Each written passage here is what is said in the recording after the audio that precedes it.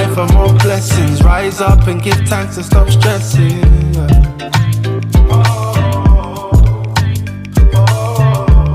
More life and more blessings. Rise up and give thanks and stop stressing. Hey friends, welcome to Amina Strong. We are here in honor of Childhood Cancer Awareness Month. Childhood cancer has impacted our family immensely. As the baby of the bunch, the youngest of 5 children, was diagnosed with childhood cancer in 2015. She was treated, declared cured. Unfortunately, we had a relapse in January of 2019. Oh, that relapse. That relapse. That relapse changed our lives, changed everything about our day-to-day, about what we do, how we live, and everything else. There was treatment, lots of chemotherapy, after which, this team of doctors, they got together. They were going to do this innovative, amazing surgery that was supposed to rid my daughter of the cancer and save her kidneys, because I was adamant that I did not want her to have a nephrectomy, did not want her to go on pediatric dialysis. I didn't want dialysis. I said, do whatever you can, whatever treatment you can prior to removing her kidneys, because those are organs that the body needs to survive, right? Now, unfortunately, in September of 2019, their attempt at removing the tumor failed. And my baby, they took out her right kidney from the cancer that occurred in 2015. The left kidney was pretty carved up, and it left us in a situation where she had to go on dialysis. Now, that hospital stay was kind of rough. It was about 6 weeks, and it was grueling. I think during that stay, that's when I learned that some people stay and some people go. We started off that path for more people than we ended with. However, on October 31st, 2019, me and my baby girl walked out of that hospital. We got in my car and we drove home. 2 hours to our hometown, where we picked up her brother, and we spent a little time. My son, he was with his best friend's family, and it was Halloween, and my daughter wanted to go trick-or-treating. And so the boys, they took her out to a few houses, most notably a dear friend, Gloria's house, where she had saved candy so that my daughter could go trick-or-treating and enjoy Halloween with her brother and his best friend. So we came home. We did peritoneal dialysis for many months. We still had to do, I think, 2 or 3 more cycles of chemotherapy, which were really, really rough, as you can imagine, with no kidney. Now, there's some parts about this story I'm going to have to fill you in on later. This is just an overview and tribute to Childhood Cancer Awareness Month. So I think it was December or maybe January 2020. And of course, the oncologist said, oh, it's done, it's all gone, and we rang the chemo bell. So that happened. Children went back to school after break. I returned to my job. And then COVID hit. March of 2020. The governor issued a stay-at-home order. I was terrified because my daughter was really immunocompromised due to her status as a dialysis patient, and also due to all of the medical treatment that she had to save her life, inshallah. So I had to go and take some time off work. And this was before Congress, thankfully, Congress passed a law that allowed families to take FMLA if they had a situation where they had to be home because they had a family member that would be impacted by COVID in the workplace. Now, at that time, I think that my agency was the only agency in the state that did office work. They didn't send its employees home to work remotely. Although my job did not involve contact with the public, and although we were close to the public, we were required to report to work. So I was on FMLA, I think, until June. Reported back to the office. And my child was hospitalized in June. No, I think maybe the first time in July. Then in August. And then the long one was in September. Now, rewind, I got to go back. So I think maybe in April we start talking about kidney transplant, which was proposed to happen by the end of that year. Let me tell y'all, cancer is tricky and it's messy. And if you mess around and get a lazy oncologist or somebody who is not, I don't know. In any case, just make sure you get good care and that the person dots every I and crosses every T. And you have to do your own due diligence because, oh Allah, the horrors I can tell you about I won't share here. I'm going to share the victories right now, okay? So, I go back to the hospital in September. Now, mind you, my job still won't let me work remotely. So I'm at the hospital with my daughter for quite some time.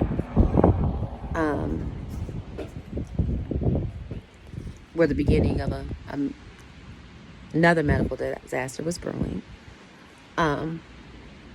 Ultimately, I was cleared to give my daughter a kidney. And that kidney transplant was supposed to take place on the Monday before Thanksgiving in 2020. That morning, my adult daughters were all there at the hospital.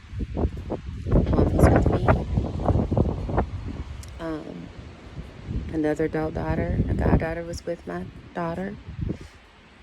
A friend was coming. We had it all set up. I was to give a kidney to my child, willingly, wanting to, grateful that I was a match and I was able to do that for her. And my phone rings. I'm in pre-op now. I'm in a hospital gown, naked, right? I'm in pre-op. And they're calling, going down the names and calling the people back. And my phone rang. There's the director of transplant from the Children's Hospital, which was directly across the street. And she says, oh, we saw something on Amina's x-ray. She's got to have a CT scan. I'm like, what? Okay. What could you have seen on the x-ray that you didn't see 2 weeks ago? Not a CT scan, but okay. Then the other doctor from the adult hospital side comes back and, it's pretty dramatic. He says, you cannot sedate this, you can't sedate her. And she's got to be awake to be able to make decisions. I'm like, okay. So then in comes, maybe 4 or 5 people come in. So I knew it has to be bad news because why else do you need an army of people to come and tell me that it's nothing? They tell me that they've seen something on my child's lungs and that they want to do a biopsy of her lungs and that they're not going to proceed with the kidney transplant. And I'm like, does she know? At this point, my phone was either about to die or there was some reason why I couldn't contact my daughter. I don't know if she didn't have reception or what. So I get dressed, I go across there, and there's this woman from the adult hospital. Ma'am, are you okay? I don't need anything but to get to my child. Ma'am, that's it. Because they wanted to take my baby into surgery thinking that she was going to get a kidney and her wake up to a tube in her chest from a lung biopsy, which was, it wasn't, I couldn't have it. So, but go, I'm crying, it's a mess. It's just bad, right? It's really, really bad. The kids are there. I have to tell my baby. And the children had no idea what was going on prior to my arrival. When they saw me walk in, that's when everybody became aware that there was an issue.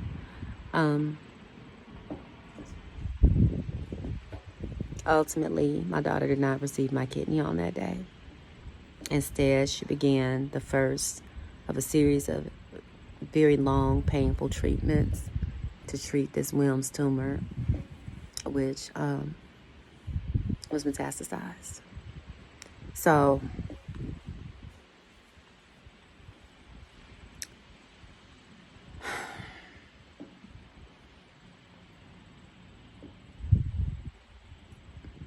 I'll end there with childhood cancer is real. It's impactful. I'm gonna have to come back and tell the story another time because it's a hard. The rest of the journey is painful, more painful than anything I've ever experienced in my life. So many gains and so many losses all at the same time. Thankfully, Allah favored me, God favored me and my baby, and I was able to pray a lot and receive the guidance that I needed to do what was necessary for her at a tremendous cost. I am grateful beyond anything that she's still here and she's still with me. I just want to say that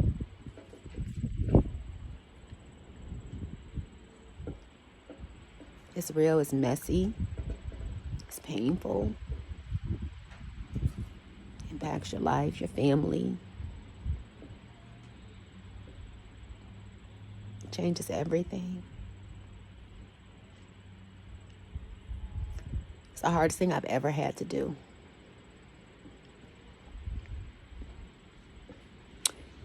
And it's brought me the greatest, I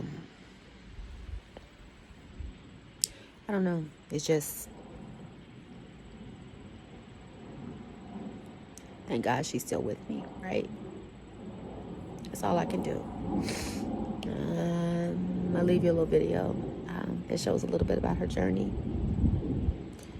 Pray that you're blessed and be well and enjoy the rest of this beautiful day. So long.